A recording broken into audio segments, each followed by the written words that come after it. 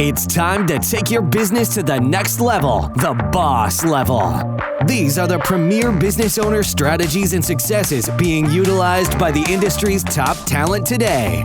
Rock your business like a boss, a VO boss. Now let's welcome your host, Anne Ganguzza. Hey everyone, welcome to the VO Boss Podcast. I'm your host, Anne Ganguzza, and I am here with my very special guest co-host, Leah Hoffman. Leah, thanks for joining me again in this new series on modern mindset. I'm so excited to have you. Yeah, thanks, Anne. It's been great so far. Love being back, and I'm super grateful for the opportunity. Thanks for having me. Yeah. So we've been talking about modern mindset, and our last few episodes we're talking about just in general having a modern mindset towards your business as well as towards your health. That's I'm right. thinking we have to touch upon everyone's Achilles heel. Maybe not everyone's. I mean, I happen to like marketing, but we should talk about a modern marketing mindset because you have a background in marketing.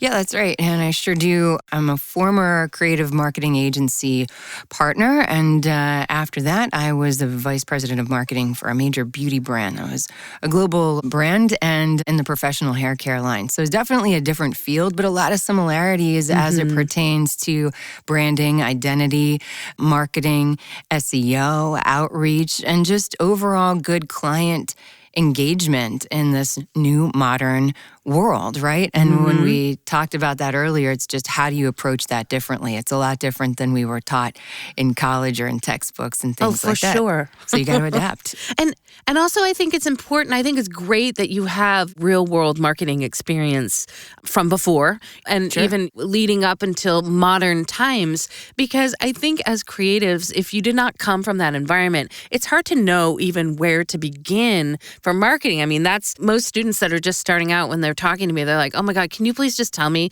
like, how do I even start to market myself? Sure. So let's kind of start there. I think that for people just entering into the industry, as well as, let's say, industry veterans, we still have to spend a considerable amount of time marketing ourselves because I'm always trying to find that next great client because today's client is never promised for tomorrow. Absolutely. And you got to stay fresh and stay current. And a lot of that comes down to knowing who you are as a person, as a creative, and what that means as a brand, right? And so how can you package all your skills and your specialties in this brand? And I got scared by that too, even as an ex-marketer coming into the entrepreneurial space and being a one-person show. Yeah. It's really hard to talk about yourself, and I can do it for everybody else. I can package everything else in a bow. Talking about yourself feels totally bonkers. You're right. Yeah. And Big then you got to difference. figure out your brand, which is a very scary place to sit. And there's a lot of great experts, even in our industry, that focus on that, creating a brand for your voiceover. But you certainly have a great one, and you know, you've got colors, you've got the boss vibe, you know what your specialties are, you know what Anne Ganguzza means in the industry because you've done an excellent job branding. And I think for a lot of us, that you're welcome. That's the starting point, and it's kind of the scary place to start. But if you don't know your brand, how are you going to know the next step to market, right? Yeah, that makes sense. So then the very first step then before you can market something, right, is to really have something to market and to really be fully aware of your brand. And I know that makes sense when people come to me also for coaching and whatnot. You have to have a demo, right? You have to have something that you can market and then applying that brand to that product. And so what are your first steps in branding yourself? It's a tough one, right? Yeah, it is. It takes a lot of looking inward, right? And figuring out if you just sat down with yourself and thought, what do I really like in life? What do I get excited about? What brands do I identify with because I feel like they align with my ethos or my moral compass or how I carry myself in the world? I like to start there because it's a lot easier, again, to identify yourself or where you find a parallel with other like-minded brands or people you look up to or what have you, that's a great starting point because then you can draw from inspiration. For instance, I like extreme sports, snowboarding. I love connecting in nature. So what are some of those brands I like? What do I love to do on the side? Music, DJing, parenting, but like in a holistic space. But I'm also very fun. I love color. I love to keep it fresh and like a little rock and roll, a little street. So those types of things are kind of where I started to find out how I could position my own brand identity and then find similarities among brands that I also identify with. Does that make sense? Absolutely. I think it's also important to engage others maybe in terms of how they perceive your brand. And I know that there's a lot of people that will say, hey, I'm doing some branding work. Can you tell me a little bit about how you hear me, how you see me? What does my voice sound like? What are those adjectives? And interestingly enough, I've done enough of those. I personally haven't done enough of those, but I have researched myself. But asking your friends, asking... crowdsourcing, I think right? probably, absolutely. Crowdsourcing. I think that asking your clients, if you have any clients now, how they perceive your voice, if they could describe it. I think that's a wonderful place to ask. Outside of your voiceover friends, I think it's important to try to hit up any clients that you have already and just say, hey, by the way, if you had to describe my voice in 3 words, what would those words be? Absolutely. So it's interesting because you can also take your personal interests and then align them with your vocal qualities. And you can, and I would even suggest specifically not going to people within the industry, but people that don't normally call these things out, then you're not hit with the same descriptive words either. Right? Exactly. So that's kind of a cool approach to create some sort of amalgamation of where the starting points are for your brand and then what images you identify. If you had 3 emojis that could describe, who you are, what you love, what are some of those icons look like? It's just ideas to get the creativity flowing to try to create, and it doesn't have to be a moniker or a tagline necessarily. Exactly. I think we get really wrapped up in that. It can just be how you want to present yourself in the world in your headshot or with the color scheme on your website. It doesn't have to be super elaborate. It can be, and that's catchy, but I think these days you don't necessarily need a theme to have a brand about yourself. I love that you said you don't need a tagline. I'm like right there with you. And as a matter of fact, I had a tagline like a long time ago when I first started, and it didn't really associate with me at all. It was just kind of just because I felt like I needed to have one. And so I love that you said, I don't think you need to have one. Because as a matter of fact, today I don't really have one. If you go to AnnGanguza.com, I'm more just about the colors and the fonts and just the look of the page and my photos. And I know you also have some really wonderful expressive colors and photos for your brand as well. And I think that that's super effective when somebody comes to your website. And I will say, we have talked about branding, and I think that branding needs to go somewhere. Obviously, the first place would be, right, where do people come to find out about you? Your website, which is so very, very important, and probably your virtual storefront where everybody kind of gets to know you, that in addition to your social media. So that brand can carry over into both your website and your social media. So it's important to have a sense of identity, a sense of who you are, but it's also important for you all to know that it doesn't have to stay that way, or it can evolve. Absolutely. My brands have evolved over the years, and if I were to show you what Ann Ganguza brand looked like even just 5 years ago, well, a little further, it's completely evolved. Even my colors have changed. So that's right, because we change, right? Like I wasn't the same person I was 20 years ago, and I'm definitely not the same talent I was 5 or 10 years ago as it, pertains to my business and how I carry myself in the world. We're not even the same cellular composition as we were 7 years ago. So that's totally true and something to really drive home because we get really caught up in it. Do I need a logo? Do I need a tagline? Do I need a theme?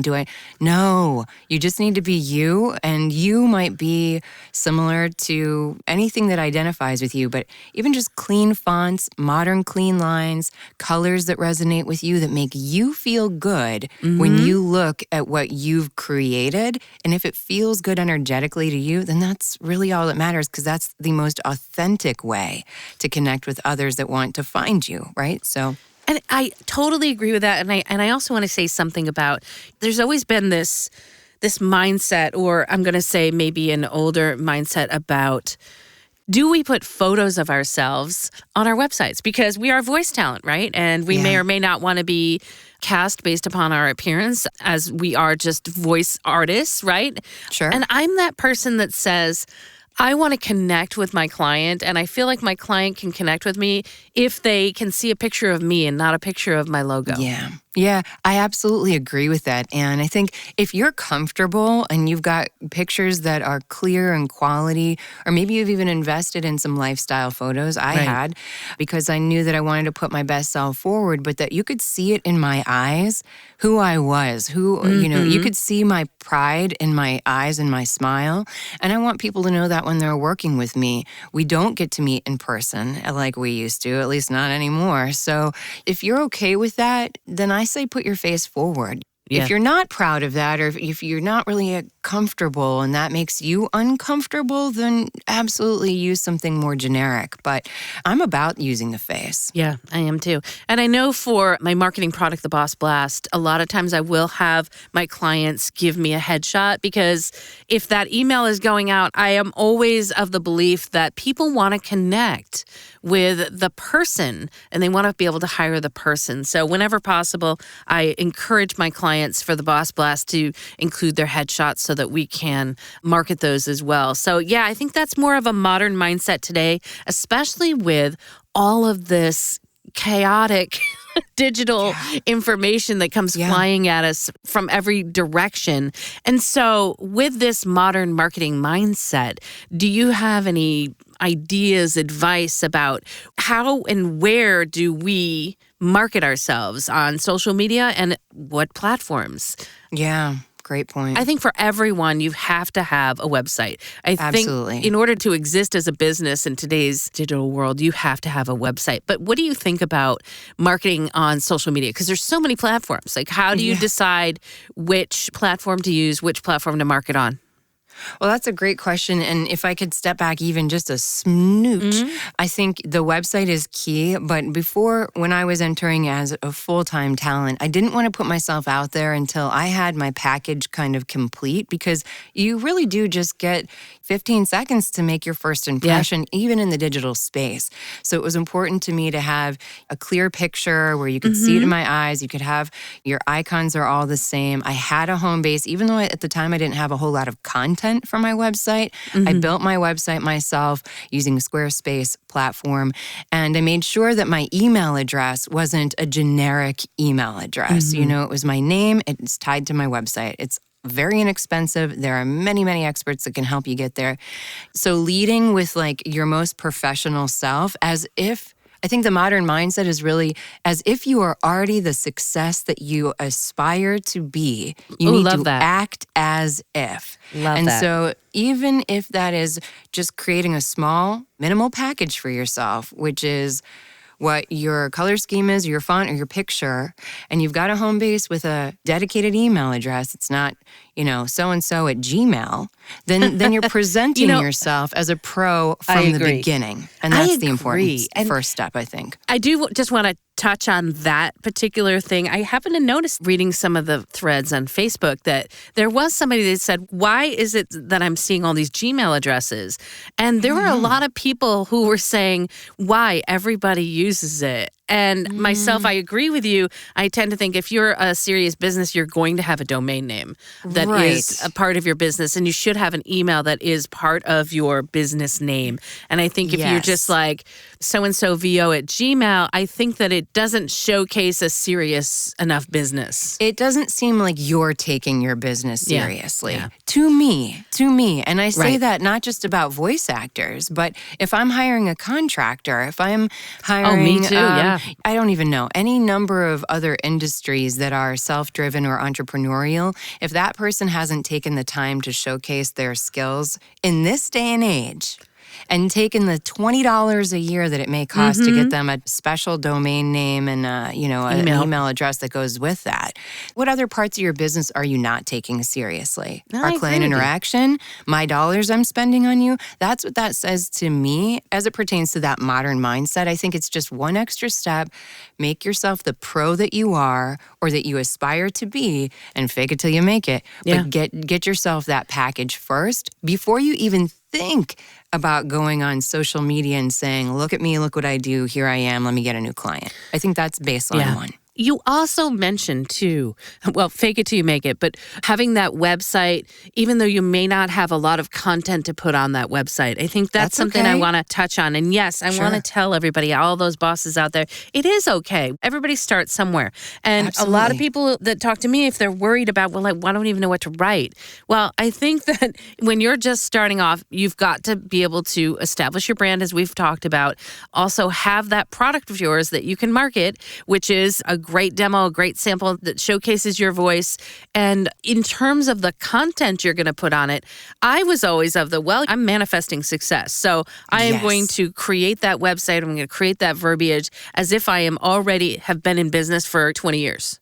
Yes, and absolutely. So what can you do to fill up that content? There's a good question. What would you do to fill up that content, Leah? I would tell my story authentically and just, leverage the experience that you have had in life. Maybe it's in the medical industry, maybe it's in marketing, maybe it's in beauty or automotive, or wherever your background sits, there is relevance in your business now. And I think people are more interested than ever to connect with your most authentic self. And so we'll talk about that as it pertains to social media. But, even if it's like, I found my love for this and I love being home with my family and I love telling your story and I'm learning as I go and I'm investing in myself and I will take great care in investing in you and your story. And even if it's just a minimal little blurb that just says who you are, where you came from, and why you're here, that's okay. You'll be able to build on that as you go. And hopefully one day you'll be like Anne Ganguzza. You're building a new website. So lots of content as you develop and you can continue to nurture and grow that. I would say being a part of your website and your content development is a weekly process. I mean, I always got my hands in my website. You're constantly tweaking and adding. So it doesn't have to be this set in stone thing, but even just the basics, your contact information, front and center, your sample demo, front above and the center, fold, above the fold. And as you go, you can continue to build on that. Well, and you know what else I'm going to touch upon too is a good bio, right? Talking about your space, why you're here, what you're passionate about in terms of how can that passion help the potential client? Yeah. How can you be in service? Exactly. Focus on the how you can be of service to them. And also in regards to experience, there's a lot of people who say, well, I don't have any experience yet. I've never done a voiceover job. Well, your experience, your life experience, your career experience, a lot of times corporate experience. For me, when I just started off, I had a lot of experience recording telephony and welcome messages and phone trees. And for me, that was where I was able to put my experience level. I had recorded thousands of telephony and IVR prompts. And so that became part of my experience. Nobody needed to know that I did it for my company and that they didn't pay me for it because I wasn't lying. That's not the story. Right? That's not the story. But I absolutely had voiced thousands of prompts. And so think of what you have already done experience-wise in your life that can lend to your experience that can, again, be of service to the client. And that will be good content. And I love that you said parenting, but every week, keep tweaking it. That's important because we grow, we evolve, and also it keeps your website fresh so that it makes for good SEO as well. Absolutely. Things keep changing. So yeah, and we can talk about that in future episodes because SEO is a very, very key part of being found in search. But you don't have to focus on that in the beginning. Now, if you were, fully established and you already have your content, then I think it's definitely a great time to invest in partners that have current and modern training in SEO and development because there are a lot of people that you can find that can help supplement your site with blog posts, or maybe you're a great writer already. I know several excellent talent that are phenomenal blog writers and contribute often to their website. That's not me. I'm not the best writer, but this is some of my friends like Kelly Buttrick always says, what you can't do, you can pay somebody else to do. So, there's other options, which you're not great at, outsource. That's a modern mindset too, for sure. I love that. You can keep adding to it. It doesn't have to be set in stone. And there's many ways to skin that cat for sure. Yeah, the whole outsourcing is it's very much a modern mindset Yeah, you don't have to do it all. For voice Wow. talent, yeah. Isn't that a revelation? What doesn't bring you joy, guess what? Right. Someone else brings dollars to somebody else. My accountant is very happy that I pay her on a monthly Lots of joy. basis for her to do her job. She loves it. She loves numbers. And I'm like, I'm happy to give you joy on a Yes, monthly exactly. basis. And you do what you do best, because that is not something that brings me joy. So, and I say over and over again, I think I must have mentioned it at least 20 times on my podcast. That was one of the best investments I ever made, was to Sure. outsource my accounting. So And that's a great new mindset, because we Yep. don't have to do it all. Yes, you see all those funny memes about being the entrepreneur, the solopreneur who wears all the hats. But if Yeah. some of those hats itch your head and make you crazy, Yes. then kick it off, Perfect. friend, because somebody else can do that. And honestly, your time Yeah. may be more valuable and better served doing something else in your business. And so Absolutely. keep that in mind always, whether it's website development or, blog content or anything, Yeah. accounting, Yep. so that's very key. doing things that bring you joy. Those will be the things that do not feel like they are work. Mm-hmm. So let's continue on the modern mindset of the marketing. And I know we could have probably an entire episode on social media, but just to kind of touch upon the subject, platforms. I've always been of the mindset that you want to be on the platforms that your potential client is on. And so I would agree with that, but it is an interesting new dynamic that clients are people and humans too. So they're scrolling and wasting their time on social media, just like the we rest are. of us. Yeah, and they're scratching their Yep. heads. And so it's interesting how you stumble across new clients or new interactions. I think whatever platform you feel most comfortable on is the one that you can put your energy on. For Sure. me, I'm a little bit of an older generation, in my early 40s. I can't believe I can have to say that, but it's true. TikTok doesn't resonate with me, right? And Snapchat never really resonated with me. But I know tons of talent that have had incredible success and views on TikTok. Look at Heidi Rue and Atlanta Voiceover Studio, for instance, and that whole voiceover absolutely. battle. They saw a huge uptick in views and followers. I don't know if that converted to clients for them. For me, I actually do see client conversion on Instagram and Oh, Facebook absolutely. and LinkedIn and Twitter. I don't tweet a whole lot, but I make sure that my accounts are linked so I have presence there. I don't nurture relationships there because it's not my strong suit on that platform, but I do nurture relationships on Instagram, LinkedIn, and Facebook, and I derive clients from there because I'm just enjoying their content. I care less about putting mine out there, although I am somewhat consistent. It is a pain in my butt, and I still do it anyway, so I stay relevant. But I think it's most important to engage with them. What are they into? What are they liking? Cheer them on. Make a comment and a post and a like on what your clients are most into, and you will stay top of mind just by default. You don't have to be like, hey, look at me. Yep. You got another job for me? No, just cheer them on. That is an authentic way to connect socially. And it's interesting. Top of mind is so, so important in marketing. And by the way, I just want to add in YouTube in terms of the social media place where you might want to be, just because of the good SEO value. I've recently started Vimeo a channel. too, actually. Yeah, absolutely. Recently started a channel where I've got some content out there. I do blog. It is painful for me.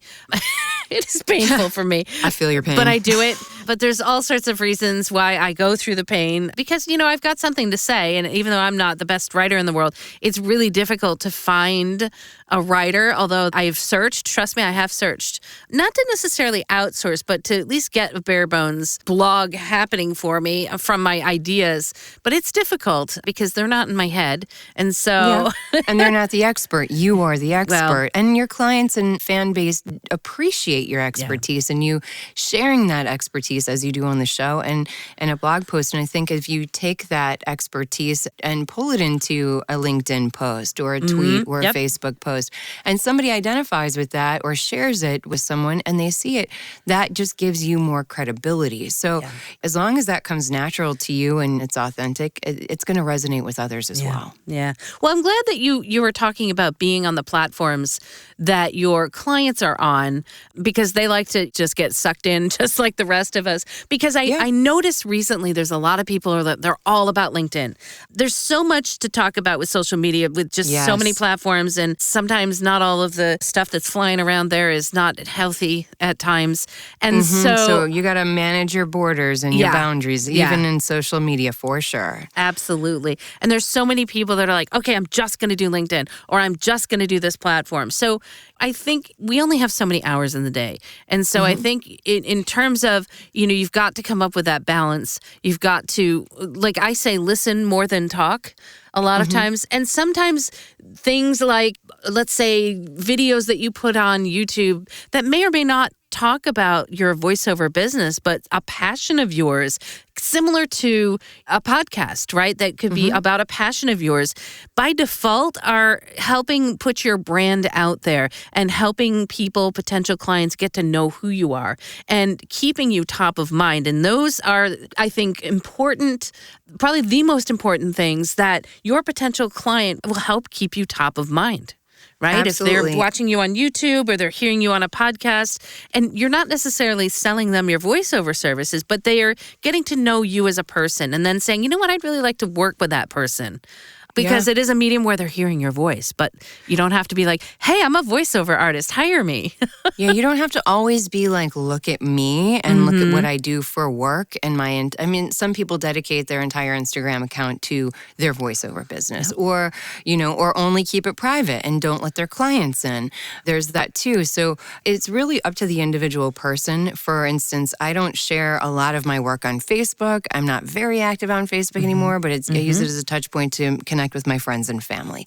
Instagram, definitely more work, professional, business heavy, but I also show some of that personality in there. On LinkedIn, I try to keep it more professional, less about my personal life. However, I like to share ideas in the industry. If I have nothing to say, I love to share other clients' content. It may or may not have anything to do with me, but achievements they've had, cheering them on, or advancements in the industry, new technologies, to get the conversation started and to show my clients or the people that I'm connected with that I am staying top of mind by being relevant and educating myself and sharing quality content in our same space. And so just depending on which platform you're at and how that feels to you and who your audience is, you kind of can tailor and tweak accordingly. That's my personal strategy. And, it works for me. So. Wow, good stuff. We could probably talk about this for hours. And we will. Let's do a social a social episode next, I think. Yes, I think a social episode is absolutely coming up next for us. So in the meantime, bosses, try to develop, evolve, create, understand your brand. Make sure you've got something wonderful out there to market yourself and keep that modern mindset. While you are doing so, I'm going to give a great big shout out to our sponsor, IPDTL, because they are of a modern mindset, using the latest technology to allow us to connect like bosses. You can find out more at ipdtl.com. You guys have an amazing week, and we will see you next week. All right. Absolutely. Have a good one, guys. Bye-bye. Join us next week for another edition of VO Boss with your host, Ann Ganguza. And take your business to the next level. Sign up for our mailing list at voboss.com and receive exclusive content, industry revolutionizing tips and strategies, and new ways to rock your business like a boss. Redistribution with permission, coast-to-coast connectivity via IPDTL.